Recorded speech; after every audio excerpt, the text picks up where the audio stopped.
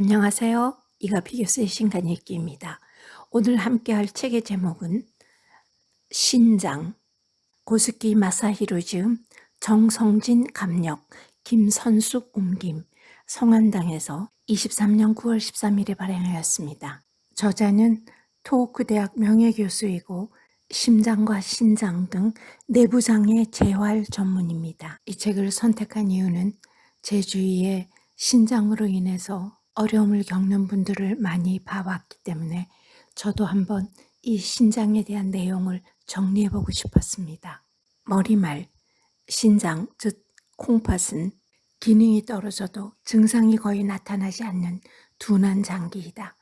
신장을 침묵의 장기라고 부르는 것도 바로 이 때문이다. 몸에서 나오는 노폐물을 제거하고 수분이나 염분 등 전해질의 양을 일정하게 조절하기도 하고 혈압을 조절하기도 하고 뼈를 강하게 하기도 하며 혈액을 만드는 호르몬을 분비하기도 한다. 콩팥은 우리 몸에서 간이나 심장과 함께 매우 중요한 장기이다. 콩팥은 우리의 매끼, 식사 내용, 비만, 흡연, 운동 부족, 스트레스와 같은 잘못된 생활 습관으로 인해 손상된다. 일본에서는 70대는 3명 중 1명, 80대 이상은 2명 중 1명이 만성 콩팥병인 것으로 추정되고 있다. 침묵의 장기라는 이름에 걸맞게 뚜렷한 증상이 나타났을 때는 이미 말기에 접어들어 투석 치료가 필요해지는 일도 흔히 일어난다. 신장병에 걸린 사람이라면 약을 복용해야 하지만 식사나 생활에 대한 주의가 매우 중요한 것으로 밝혀지면서 이에 대한 인식이 크게 달라졌다. 예컨대 기존에는 신장병 환자에게 안정을 취할 것을 권장했다. 하지만 우리가 연구한 바로는 안정을 취하기보다는 오히려 적극적으로 운동해야 좋아지는 것으로 밝혀졌다. 이에 따라 신장병 운동요법, 신장재활이 붐을 일으키면서 일본에서는 이 같은 치료법이 세계 최초로 진료보수에 적용되는 한편 정식으로 인정받기도 했다. 이 책은 제1장 신장의 구조와 기능, 제2장 신장 기능을 높이는 최강의 식사법, 제3장 신장의 기능을 높여주는 신장 재활 운동으로 구성되어 있고요. 각 장에서 배운 것을 전달해 볼게요. 신장의 기능 저하는 급성과 만성으로 나누어지는데 급성 신부전은 몇 시간 혹은 며칠 만에 갑자기 신장 기능이 저하된 상태로 탈수, 쇼크 등에 의해 발생한다.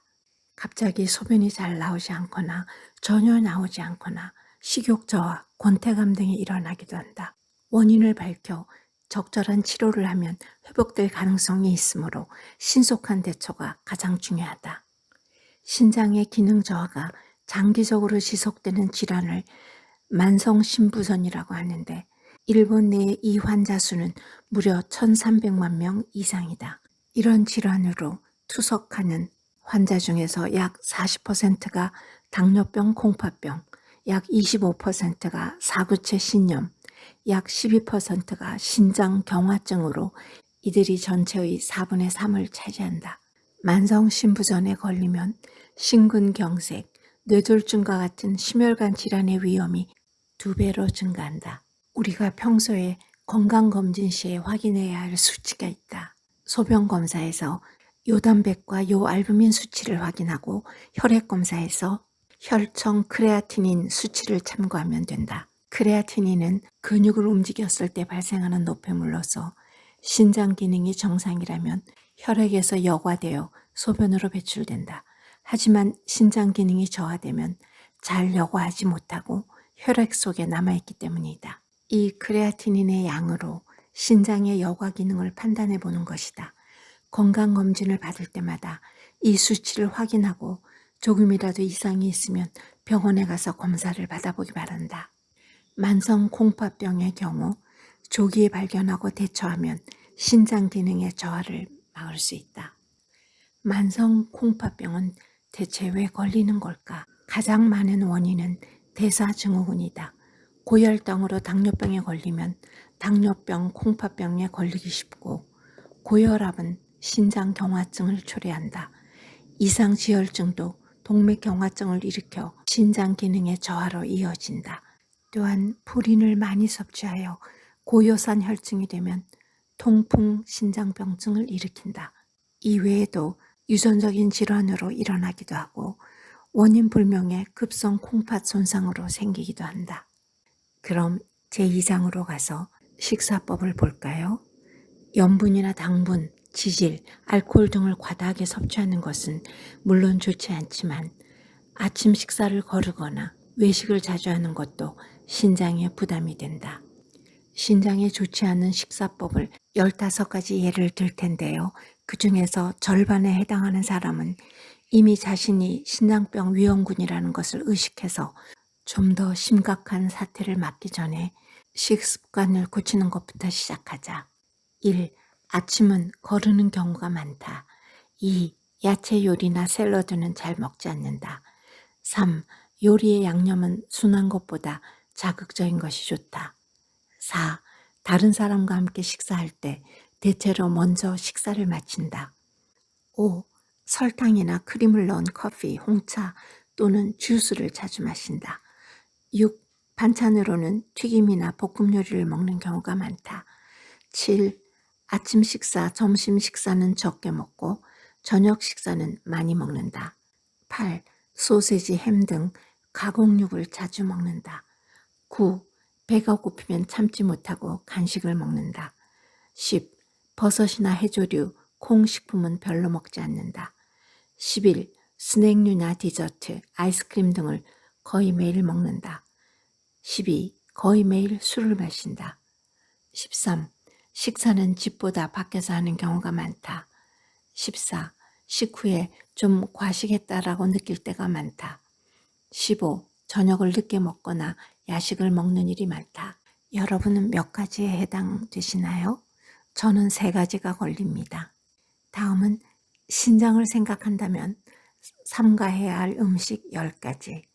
양과자, 주스, 튀김, 패스트푸드, 라면, 과자, 빵, 캔커피, 육류 가공품, 인스턴트 식품, 그리고 고기의 비계나 껍질입니다.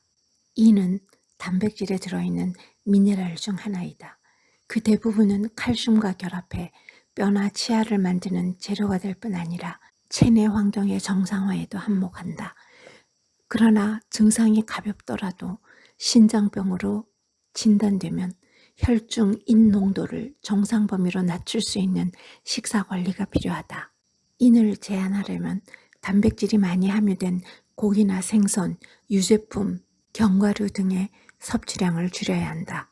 이 밖에도 식품 첨가물이 들어있는 가공육이나 인스턴트 식품은 먹지 않아야 한다. 고기를 먹을 때도 튀기거나 볶는 것보다 찌거나 삶는 것이 좋다. 또한 채소는 건강에 좋은 점만 있지만 일본 국민의 모든 세대에서 하루에 필요한 채소 섭취량 350g을 충족하지 못하는 것으로 나타났다. 야채를 많이 섭취할 수 있는 방법은 가열하여 숨을 죽이거나 국물 요리의 건더기나 주 요리의 곁들임으로 사용하면 좋다. 식이섬유를 충분히 섭취하는 것도 신장의 부담을 줄이는 방법이다. 자주 먹는 채소 외에도 해조류나 버섯류는 열량이 낮아 건강에도 좋고 건조 목이버섯이나 케일, 녹차 등에 많이 함유되어 있는 수용성 식이섬유는 콜레스테롤의 흡수를 억제하는 작용을 한다. 식물성 기름에도 평소에 홍화유나 옥수수유를 사용한다면 이번 기회에 기름을 바꾸거나 사용을 자제하는 편이 좋다. 신장이 불안한 사람들에게 추천할 만한 기름은 바로 알파 리놀렌산을 풍부하게 함유한 아마인유와 들기름이다. 신장을 생각한다면 염분을 하루 6g 이하로 줄이고 단백질도 너무 많이 섭취하지 않는 것이 좋다. 포타슘, 즉 칼륨은 인체의 필수적인 미네랄의 일종이다. 여분의 염분 배출을 도와 혈압을 조절하고 세포의 삼투압 유지나 신경 전달 기능을 하는 등 다양한 역할로 우리 몸에 공헌하고 있지만 만성 콩팥병으로 인해 신장 기능이 떨어지면 불필요한 포타슘을 원활하게 배출하지 못하기 때문에 혈액 속에 포타슘 농도가 상승하면 메스꺼움이나 손발 저림, 부정맥 등의 증상이 나타날 수 있다. 포타슘, 즉 칼륨을 효과적으로 줄이는 방법은 물에 담그거나 데치기를 추천한다. 이렇게 하면 칼륨을 40% 이상 줄일 수 있다. 제3장에 나오는 신장 재활운동은요, 책을 보고 그대로 따라해야 하는, 그러나 어렵지 않은 방법입니다.